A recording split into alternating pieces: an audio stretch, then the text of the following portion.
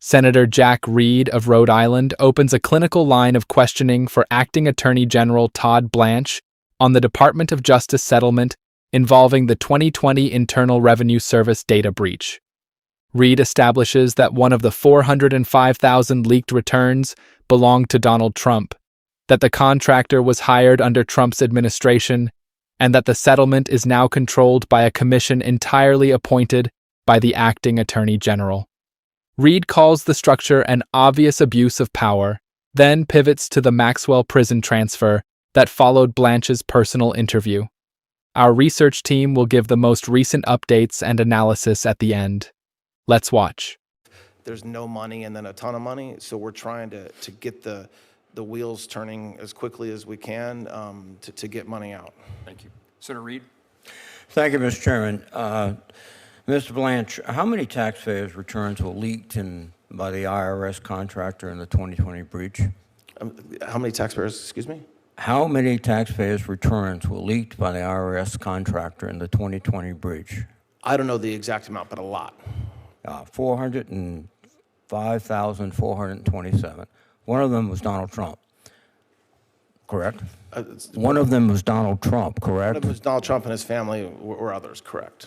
Right. And Donald Trump was president at the time. Correct.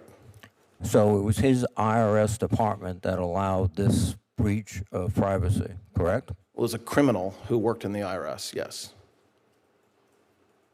Well, he was hired under Trump's administration. This is one of the Trump. Well, there was a criminal breach that led to this, yes. Very good. How many of these 400,000 people have received monetary reimbursement for the breach? I don't think any have, including the president. No, they haven't. But you've authorized the president. Do you agree the president should have reimbursement, correct? No, we settled the case. No, there's no reimbursement to President Trump. Well, He that's filed interesting. a suit, Senator, but So President Trump, you're going to assure us President Trump and his family will get no proceeds from this? Correct. He will not. He will not get. His family will not get. Correct. And who will direct the distribution of these? Who gets the money? From the right. Victims Fund? Oh. Well, there'll be a commission of 5 individuals that will be set up, and they will take in requests and claims and decide whether to do anything from issue of policy. Who will name the commissioners? I will, or the Attorney General, whoever the Attorney General is. The Attorney General. Okay. Sorry, just to correct, and one of them will be done in consultation with leadership of this body. Consultation. Well, that's good. But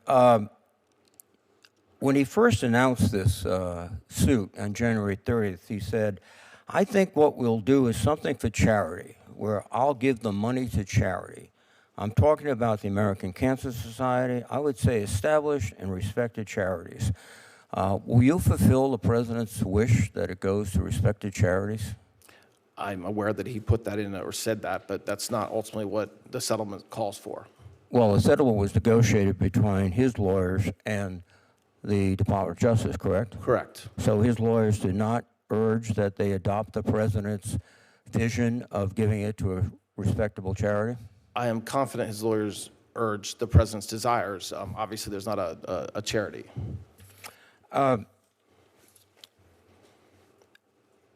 The order that you signed yesterday states that the government pay this settlement if the Secretary of Treasury has certified the payment.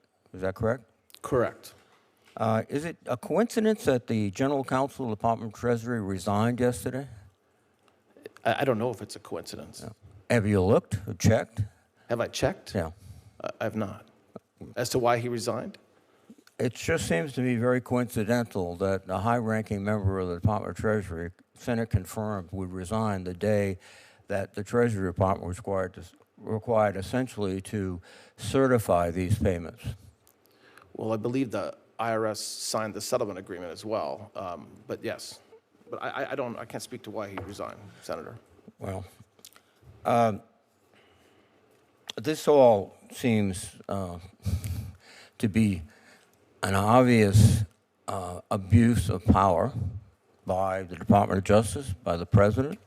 He negotiated essentially with himself. You're his appointee. The IRS are his appointees. He's the plaintiff. And the American people, I don't think, are surprised that suddenly all this money is going to his friends or people that he in his orbit. Will you ensure that none of this money goes to anyone convicted on the January 6th attack on the Congress? Well, the commissioners will determine who is eligible to receive the money, not And the Attorney General. who are the commissioners?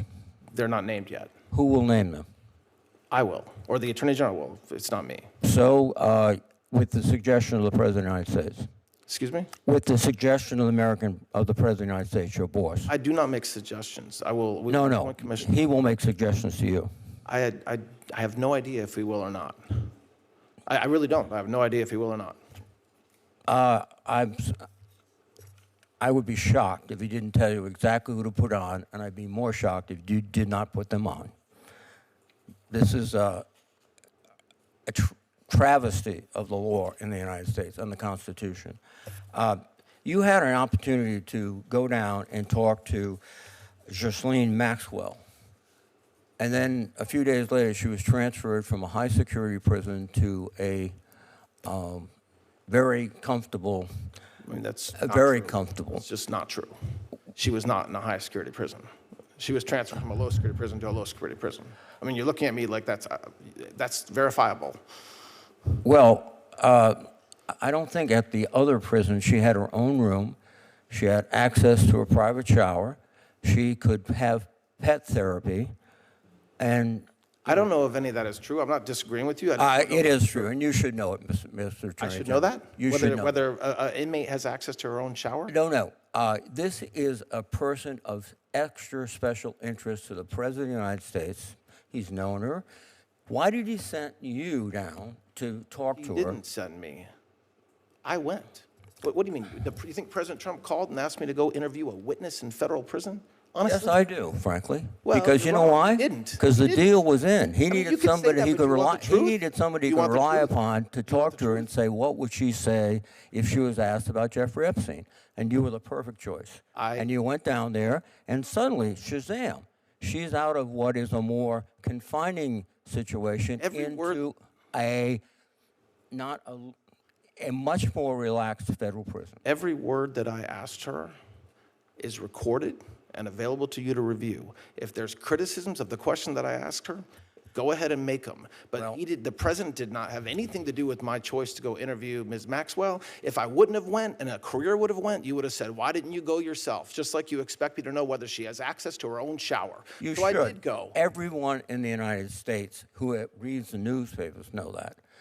I guess you don't, read things like that. This whole hearing, I think, is exposing something, which is, to me, very frightening. You're a very gifted lawyer. But from my perspective, you have very little faith to the Constitution. Senator Jack Reed of Rhode Island takes the floor at the Senate Appropriations hearing, opening a clinical line of questioning for Acting Attorney General Todd Blanche on the new Department of Justice settlement involving the 2020 Internal Revenue Service data breach. Reed begins with a single number. 405,427 taxpayer returns were leaked by an IRS contractor in the 2020 breach. The acting attorney general confirms he does not know the exact figure. Reed provides it for the record. Reed then establishes a key fact. One of the leaked returns belonged to Donald Trump. Trump was the sitting president at the time of the breach. The contractor responsible was hired under the Trump administration's IRS.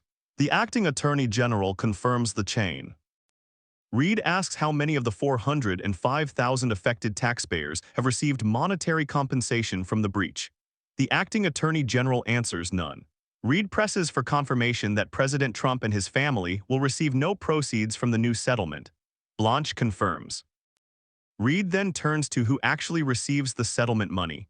The answer is a commission of 5 members, all appointed by the acting attorney general. One member will be selected in consultation with Senate leadership, the only outside input in the structure.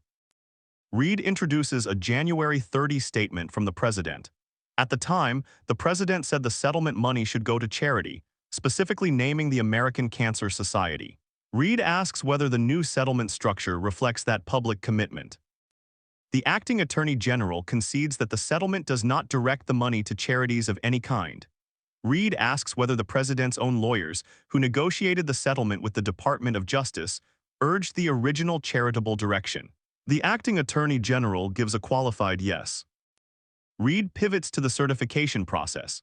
The order signed by the acting attorney general the day before requires the Secretary of the Treasury to certify the payment before disbursement. Reed asks whether it is a coincidence that the General Counsel of the Department of Treasury resigned the same day. The acting attorney general says he does not know if it is a coincidence and has not checked. Reed underlines the timing. A Senate-confirmed Treasury Department official resigned on the same day the Treasury Department was required to certify settlement payments to a fund controlled by the Department of Justice. Reed delivers his structural analysis on the record. The settlement was negotiated by the President's personal lawyers and the Department of Justice. The Department of Justice is led by Trump appointees. The Internal Revenue Service is led by Trump appointees. The President is the plaintiff. Reed calls the arrangement an obvious abuse of power. He says the American public should not be surprised that the money is moving in directions that benefit individuals close to the president. The line is delivered cleanly on a Senate Appropriations record, and it now stands. Reed then asks the question that has dominated multiple senators' exchanges. Will the acting attorney general ensure that none of the settlement money goes to anyone convicted in the January 6 attack on the Capitol? The acting attorney general responds that the commissioners will determine eligibility. Reed presses on the appointment chain one final time. Who names the commissioners? The acting attorney general. Who advises the acting attorney general? Reed says the president will. The acting attorney general says he has no idea whether the president will or will not make recommendations. Reed offers his prediction on the record. He says he would be shocked if the president did not tell the acting attorney general exactly who to appoint, and more shocked if the acting attorney general did not comply.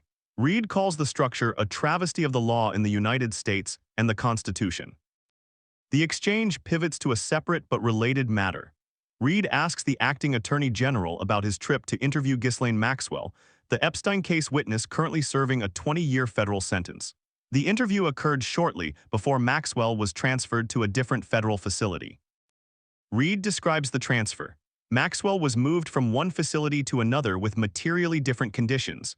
Reed lists the differences. The new facility provides Maxwell with her own room, access to a private shower, and access to a pet therapy program. The acting attorney general disputes Reed's characterization, saying he does not know if any of those specific details are accurate. Reed responds that the details are verifiable through public records and that the acting attorney general should be aware of them given his direct involvement with the interview. Reed then puts the central question on the record. Why did the president send the acting attorney general personally to interview Maxwell? The acting attorney general responds that the president did not send him. He went on his own. Reed presses the point further. Reed offers his interpretation directly. He tells the acting attorney general that the president needed someone he could rely on to interview Maxwell and to assess what she would say if asked about Jeffrey Epstein. Reed says the acting attorney general was the appropriate choice for that role. Reed concludes the Maxwell sequence. Shortly after the interview, Maxwell was transferred to a facility with materially less restrictive conditions. Reed places the sequence on the public record without further commentary. The acting attorney general disputes the framing, but does not dispute the underlying facts. The acting attorney general responds that every question asked of Maxwell was recorded and is available for Senate review. He says any criticism of the questions should be made directly. He emphasizes that the president had no role in the choice to interview Maxwell personally. Reed closes the exchange with a broader assessment. He tells the acting attorney general that the entire hearing has exposed something Reed finds frightening.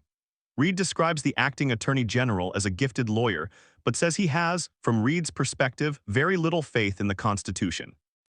The exchange produced 4 concrete items for the official Senate record. The IRS breach victim count of 405,000. The settlement structure with all 5 commissioners appointed by the acting attorney general. The Treasury General Counsel resignation timing. And the Maxwell facility transfer sequence following the personal interview. Independent observers have flagged the structural concerns Reed raises. A settlement negotiated between an administration and its own former lawyer, distributed by a commission appointed by that same administration, with eligibility determined internally, lacks the independent judicial review that comparable historical settlements required. Reed's questioning method is precise. He does not deliver speeches, he extracts confirmations, he establishes the chain of appointments, he documents the timeline, he places facts on the record where the federal false statement statute applies to every answer the witness gives. The Robert J. Show will continue tracking the IRS breach settlement, the commission appointments when announced, the Treasury certification process, and the Maxwell facility transfer review. The full Senate Appropriations hearing transcript is available through the committee's official record.